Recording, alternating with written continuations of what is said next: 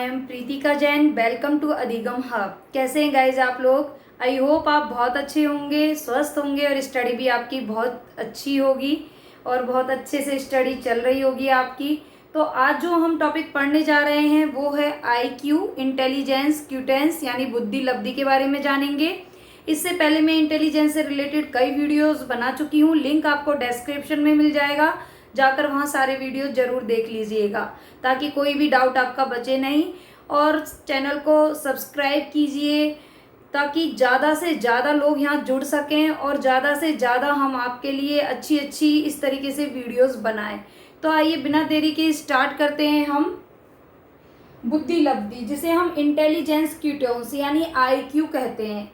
तो सबसे पहले तो बात आती है कि बुद्धि लब्धि क्या होता है। बुद्धि लब्धि में एक तो शारीरिक विकास के साथ जो एक मानसिक विकास है उसके बारे में जाना जाता है, कि ये जाना जाता है कि जो गति है वो किस प्रकार से बच्चे की हो रही है, किसके माध्यम से, बुद्धि लब्धि के माध्यम से ये जाना जाता है। अब कुछ एक फैक्ट है, जैसे कि मानसिक आयु। मानसिक आयु जो शब्द है इसका सर्वप्रथम किसने प्रयोग किया? इसे हम क्या कहते हैं? मेंटल एज यानी MA। इसे हम मेंटल एज भी कहते हैं, शॉर्ट में हम इसे MA कहेंगे। तो मानसिक आयु जो शब्द का प्रयोग है वो सर्वप्रथम 1908 यानी 1908 में अल्फ्रेड बिने ने इस शब्द का प्रयोग किया था। किसका? मानसिक आयु का। अच्छा, एक शब्द और आता है मानसिक परीक्षण। ये तो हो गया मानसिक आयु। अब बात आती है मानसिक परीक्षण। ये मैंने लास्ट वीडियो में बताया भी था, सारे फैक्ट्स बताए थे कि कब क्या क्या हुआ, सनवाइज याद कराया था। फिर आता है मानसिक परीक्षण। तो ये कंफ्यूज ना हो आप कि मानसिक आयु और मानसिक परीक्षण में, इसलिए मैं इस शब्द को यहाँ पर लेकर आई हूँ, मानसिक परीक्षण। इस शब्द का प्रयोग किया था कैटिल ने इस शब्द का प्रयोग किया। कब किया था? 1890 में। यानी कंफ्यूज नहीं होना है हमें। मानसिक आयु शब्द का प्रयोग हुआ 1908 में बिने के द्वारा और मानसिक परीक्षण शब्द का प्रयोग हुआ 1890 में केटिल के द्वारा। अब एक जो शब्द आता है IQ में वो है वास्तविक आयु। वास्तविक आयु, इसे हम क्या कहेंगे? क्रोनोलॉजिकल एज कहेंगे हम इसे। ये क्या होती है वास्तविक आयु? तो देखिए, जो हमारी शारीरिक आयु होती है, जो हमारी शारीरिक आयु यानी हमारी एक्चुअल जो एज है वो हमारी वास्तविक आयु, या फिर हम इसे क्या कह सकते हैं? शारीरिक आयु कहते हैं हम इसे। अब देखिए 1908 में अल्फ्रेड ने मानसिक आयु शब्द का प्रयोग हुआ। अब बात आती है सूत्र की कि 1912 में विलियम स्टर्न और उनके साथी थे कुहलमान। इन्होंने 1912 में क्या किया? इन्होंने बुद्धि लब्धि के सूत्र का प्रतिपादन किया। बुद्धि लब्धि के सूत्र का प्रतिपादन, ये एग्जाम में भी आ सकता है कि बुद्धि लब्धि के सूत्र का प्रतिपादन किसने किया? तो वो किया स्टर्न एंड कुहलमान ने। अदरवाइज खाली स्टर्न भी आ सकता है। सूत्र का प्रतिपादन। फिर अब सेकंड चीज आती है कि इन्होंने जो सूत्र का प्रतिपादन किया यानी जो सूत्र दिया वो क्या दिया? सूत्र। तो इन्होंने जो सूत्र दिया था वो दिया MA/CA। IQ बराबर MA/CA। यानी जो विलियम स्टर्न है उन्होंने बताया कि IQ यानी बुद्धि लब्धि का सूत्र होता है मानसिक आयु बट्टे में वास्तविक आयु। लेकिन एक्चुअल में ये सूत्र तो था ही नहीं। हमने जो पढ़ा वो उसका पूरा सूत्र क्या है? वो MA/CA × 100। वो किसी और ने दिया। विलियम स्टर्न ने जो सूत्र दिया, ये बुद्धि लब्धि के सूत्र का प्रतिपादन करता कौन थे? वो थे स्टर्न कुहलमान। इन्होंने जो सूत्र दिया था वो था MA/CA। अगर एग्जाम में आ जाता है मानसिक आयु बट्टे में वास्तविक आयु, बुद्धि लब्धि का ये सूत्र किसने दिया? तो ये दिया विलियम स्टर्न ने। और कब दिया? 1912 में। अब फिर अगर हम कहें कि बुद्धि लब्धि जो शब्द है उसका विचार सर्वप्रथम किसने दिया? वो दिया था टर्मन ने।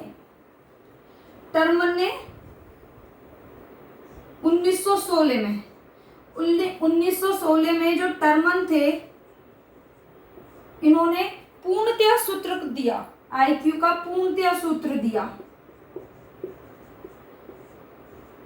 और वो पूर्णतया सूत्र क्या है? IQ बराबर MA अपॉन CA इंटू 100, यानी गुना 100, यानी मानसिक आयु बट्टे में वास्तविक आयु गुना में 100। ये जो सूत्र दिया वो किसने दिया? टर्मन ने दिया। और कब दिया? 1916 में दिया। तो ये जो एक कंफ्यूजन है ये यहाँ पे क्लियर हो गया होगा आपका कि MA अपॉन CA ये दिया स्टर्न और कुहलमान ने 1912 में, और 1916 में टर्मन ने इस सूत्र में संशोधन किया और उन्होंने पूर्णतया सूत्र दिया IQ का। और यही जो ये जो सूत्र दिया इन्होंने MA अपॉन CA इंटू 100, यही सूत्र प्रचलन में रहा, या फिर कह सकते हैं यही सूत्र मान्य रहा। लेकिन आ जाए खाली इतना तो हमें स्टर्न लगाना है। और ये जो बुद्धि लब्धि है इसका विचार सर्वप्रथम किसने दिया? टर्मन ने, यानी इस शब्द का प्रयोग किया टर्मन ने। और ये सूत्र किसने दिया था? MA अपॉन CA स्टर्न ने। एग्जाम में जो क्वेश्चन है वो यहीं से आएंगे, बस एक छोटे से डिफरेंस की वजह से हम कंफ्यूज हो जाएंगे। तो आई होप आपके डाउट क्लियर हुए होंगे कि किसने किस तरीके से किस चीज का प्रतिपादन किया था। अब हम IQ की टेबल को समझेंगे कि भाई कौन से कितनी बुद्धि लब्धि पे कौन सा बच्चा किस कैटेगरी में आता है, उसके बारे में जाने। अब हम IQ टेबल को समझेंगे। तो IQ जो टेबल है उसमें जो 140 प्लस होती है वो क्या होते हैं बच्चे? प्रतिभाशाली। और कहाँ से शुरू होता है? ये 25 से कम से, यानी इडियट से शुरू होके जीनियस पर खत्म होता है। तो हम देखो इसे यहाँ से शुरू करें अगर 90 से, तो सबसे पहले हम ये याद कर लेते हैं। मैं आपको एक ट्रिक के जरिए बताती हूँ कि आप यहाँ से याद कीजिए। 90 से 109, या फिर हम इसे 90 से 110 भी कह सकते हैं। तो आप यहाँ से याद करो इसे 90 से 110 या 109। ये कैसी बुद्धि होती है? सामान्य बुद्धि, औसत बुद्धि, एवरेज बुद्धि। और इस बुद्धि के जो बालक होते हैं, या कहें कि जिन बच्चों में या जिन व्यक्तियों में सामान्य बुद्धि या एवरेज औसत बुद्धि पाई जाती है, ऐसे कितने परसेंट लोग होते हैं? कम से कम 50%। 50% लोगों में कैसी बुद्धि पाई जाती है? औसत, एवरेज, सामान्य बुद्धि। और जो कि उनकी IQ का क्या होता है? 90 से 109 के बीच, यानी 90 से 110 भी कह सकते हैं हम। 90 से 109 से हम शुरू करते हैं। अब इसके ऊपर जब हम जाते हैं 110 से 119, तो ये लोग कैसे होते हैं? अब देखिए सामान्य बुद्धि के बाद कैसी बुद्धि आएगी? श्रेष्ठ बुद्धि आएगी, थोड़ी उत्तम बुद्धि आएगी, थोड़ी प्रखर बुद्धि आएगी, जिसे हम कह सकते हैं एक तरीके से सुपीरियर। तो उसका IQ क्या होगा? 110 से 119, यानी सुपीरियर माइंड वाले इसमें आते हैं। फिर आता है 120 से 139, यानी 120 to 139। तो इसमें कैसे आएंगे? जब देखिए श्रेष्ठ प्रखर आया है तो उसके बाद अगला जो स्टेप आएगा वो कैसा आएगा? अति श्रेष्ठ, यानी अति प्रखर बुद्धि वाले, यानी वेरी सुपीरियर। या फिर हम कह सकते हैं यहाँ पर उत्तम बुद्धि और यहाँ पर अति उत्तम बुद्धि, यानी एक तरीके से सुपीरियर और वेरी सुपीरियर। इंग्लिश में याद करेंगे तो बहुत जल्दी याद होगा। फिर उसके बाद 140 प्लस, यानी 140 से जो अधिक में लोग आएंगे या बालक आएंगे, उनमें कैसी किस प्रकार की बुद्धि पाई जाएगी? वो होंगे प्रतिभाशाली, यानी जीनियस। जो बच्चे जीनियस होते हैं उनका IQ लेवल क्या होता है? 140 प्लस। अब वो 140 से कहाँ पर जाके रुकता है? वो उनके जीनियसनेस के ऊपर डिपेंड करता है। अब बात आती है कि जो प्रतिभाशाली होते हैं, जैसे मान के चलिए हम RS बन गए, हम कुछ बन गए, हमने कोई एग्जाम फाइट कर लिया, तो क्या हम जीनियस हैं? नहीं। जो जीनियस बच्चे होते हैं वो पूरे ऑल ओवर कह सकते हैं पूरी दुनिया में 2% बच्चे ऐसे होते हैं जो जीनियस होते हैं। एक तरीके से कह सकते हैं जो गॉड गिफ्टेड वाले बच्चे होते हैं ना, वो अलग दिखते हैं। वो जीनियस वो कितने होते हैं? खाली 2% होते हैं। 50% लगभग होते हैं एक एवरेज बुद्धि वाले, सामान्य बुद्धि वाले। अब देखो जब हम ऊपर जाएंगे तो सामान्य बुद्धि, फिर श्रेष्ठ, फिर अति श्रेष्ठ और फिर प्रतिभाशाली, यानी एवरेज, सुपीरियर, वेरी सुपीरियर और जीनियस। इस तरीके से हम याद कर सकते हैं कि 90 से 110, 110 से 120, 120 से 140 और 140 प्लस, या फिर 119। इससे कुछ फर्क नहीं पड़ता है, बस ये थोड़ा एक का इस तरीके से टेबल दिया था तो एग्जैक्ट टेबल यही है। फिर हम नीचे की ओर आते हैं। अब देखिए 80 से 90 या 80 से 89 के बीच में जो बच्चे आएंगे वो कैसे होंगे, उनकी बुद्धि होगी मंद बुद्धि, या फिर कह सकते हैं पिछड़ी बुद्धि। यानी डल और बैकवर्ड माइंड जिनमें होता है वो उनका आईक्यू लेवल कितना होता है 80 से 89, यानी 80 से 90 भी हम कह सकते हैं 90। एक कैसे बच्चे होते हैं, मंद बुद्धि वाले पिछड़े बालक, जो कि स्कूल में मतलब है ना रुकना ही पसंद नहीं करते, या फिर उनको कितना भी पढ़ा लो वो कहते हैं ना उनके दिमाग में जल्दी से जाएगा नहीं, उनका दिमाग इधर उधर रहता है। फिर आते हैं 70 से 79, यानी 70 से 79 वाले बच्चे। तो इनमें इनकी जो बुद्धि होती है वो कैसी होती है, क्षीण बुद्धि, निर्बल बुद्धि, इम्पेयर्ड माइंड होता है इनका, या फिर हम कह सकते हैं इनफीबल माइंड भी इसे हम कह सकते हैं। कैसी, क्षीण बुद्धि होती है। फिर उसके बाद नीचे जाते हैं तो 50 से 69 ये ऐसे बच्चे होते हैं मोरॉन, यानी मूर्ख। और जो ये बच्चे होते हैं मोरॉन यानी मूर्ख बच्चे, मूर्ख बुद्धि वाले, ये जो बच्चे होते हैं ये भी ऑल ओवर वर्ल्ड में कितने परसेंट पाए जाते हैं, खाली 2%। ये भी कितने मिलेंगे हमें, 2%। या तो जीनियस बच्चे 2% मिलते हैं, या फिर ये मोरॉन मूर्ख बच्चे 2% मिलते हैं। अदरवाइज 50% हमारे औसत बुद्धि वाले। फिर आते हैं 25 से 50 पर, या 25 से 49 पर अगर हम आते हैं तो इधर होती है मूड बुद्धि, इम्बेसाइल इसे कह सकते हैं हम। इम्बेसाइल बच्चे होते हैं ये, इनकी मूड बुद्धि होती है। और 25 से कम जिसे हम जड़ बुद्धि या फिर कह सकते हैं, इनको हम ये भी कह सकते हैं महामूर्ख। महामूर्ख जिन्हें हम कहते हैं उनका आईक्यू लेवल क्या होता है, 25 से कम। महामूर्ख इसलिए इन्हें हम कह सकते हैं इडियट सॉरी तो जो ये इडियट्स माइंड वाले बच्चे होते हैं, जड़ बुद्धि या महामूर्ख, ये कैसे होते हैं, 25 से कम आईक्यू वाले। तो हमें कैसे याद करना है, इस तरीके से कर सकते हैं हम 140, ये ऐसे 14 12 11 90 9 8 7, इस तरीके से भी हमें याद हो जाएगा। या फिर आप बीच में से याद करना शुरू कीजिए। सबसे पहले 90 से 110 में सामान्य वाले आएंगे, फिर श्रेष्ठ बुद्धि, अति श्रेष्ठ और प्रतिभाशाली। इधर से आप ऐसे बढ़ाते जाइए, 110 से 120, 120 से 140 और 140 प्लस। फिर नीचे का याद करने के लिए देखिए, जब सामान्य बुद्धि के बाद जो बच्चा आएगा वो कैसा आएगा, डल, मंद बुद्धि। क्लास में भी देखा होगा कि कुछ बच्चे तो होते हैं नॉर्मल से, कुछ थोड़े इंटेलिजेंट उसमें आते हैं, और कुछ बच्चे डल होते हैं। तो वही मंद बुद्धि पिछड़ी बुद्धि वाले जो बालक होते हैं, तो सामान्य बुद्धि की जस्ट बाद जो आएगा।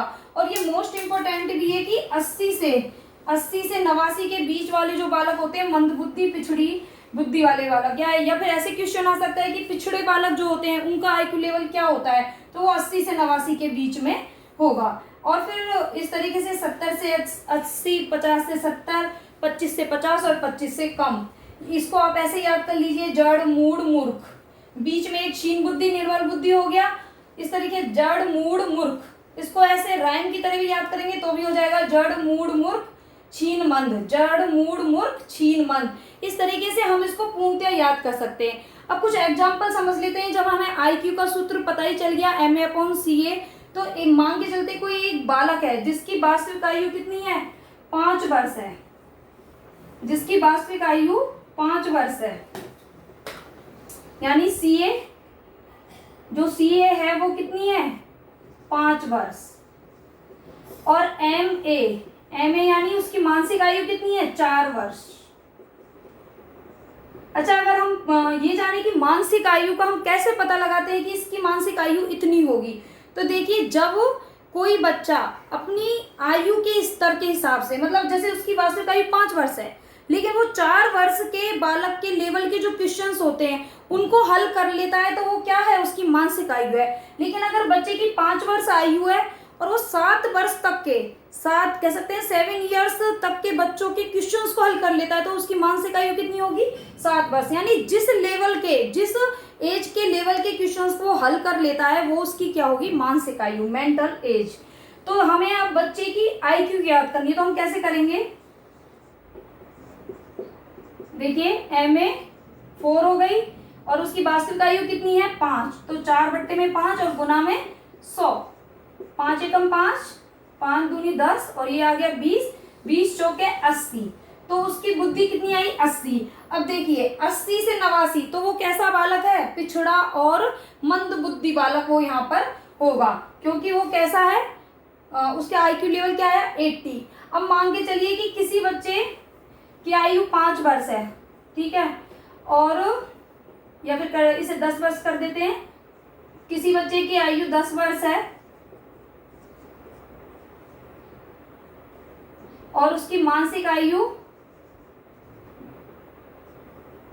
12 वर्ष है, तो उसका आईक्यू लेवल क्या होगा? तो MA/CA 12/10 गुना में 100, तो देखिए क्या आ गया हमारा 120। अब हम देखेंगे कि 120 यानी वो कैसा बालक है? वो है यहाँ पर अति श्रेष्ठ यानी अति प्रखर यानी वेरी सुपीरियर, उसकी यहाँ पर क्या है? बुद्धि। तो ये हमारा जो चार्ट है जो कि हमें इस तरीके से याद करना है और इस तरीके से क्वेश्चन आएंगे। कई बार क्वेश्चन ऐसे भी आ जाएगा कि आपको आईक्यू दे दी है कितनी, कि एक बालक की आईक्यू है 120 और उसकी जो वास्तविक आयु है वो है 10 वर्ष। तो अब आपको मेंटल एज निकालनी है, तो कैसे निकालेंगे हम मेंटल एज को? तो देखिए अपना हमें वही सूत्र को रख देना है। क्या था हमारा? MA/CA × 100। MA हमें निकालनी है तो इसे हम MA ही लिख देंगे और CA क्या है? इधर है 10 वर्ष और गुना में 100, गुना में 100 और IQ कितनी दी हुई है? 120। तो देखिए अब जब ये जो 10 है इसको हम यहाँ पर गुना कर देंगे, इसको हम इधर की ओर ले जाएंगे, MA को यहीं रहने देते हैं, ठीक है, और 120 इस तरीके से गुना हो जाएगा, 120 गुना में 10 और ये जो 100 है ये यहाँ पर नीचे आ जाएगा। तो उसकी MA कितनी निकल गई? 12 वर्ष। कितनी निकल गई? 12 वर्ष।